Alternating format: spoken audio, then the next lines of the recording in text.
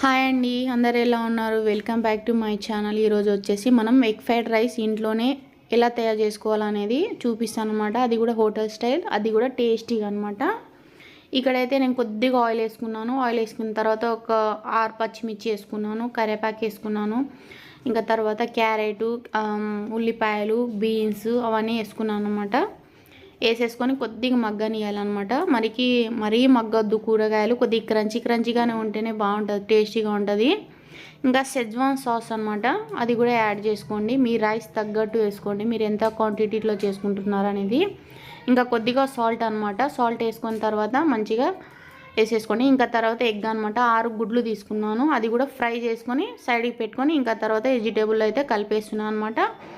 ఇక్కడైతే రైస్ కూడా వేసేసి ఇంకా తర్వాత కొద్దిగా కారం పొడి అనమాట, మనకి లైట్గా, ఇంకా కొద్దిగా సాల్ట్ అనమాట. అంటే ఇందాక కూడా వేసినాం కాబట్టి సాల్ట్ చూసి యాడ్ చేసుకోండి. కొద్దిగా ధనియాల పౌడరు, ఇంకా తర్వాత చికెన్ మసాలా అనమాట. మనకి ఈ చికెన్ మసాలా మేము యూజ్ చేస్తున్నాము, ఫ్లేవర్ బాగుంటుంది అనమాట.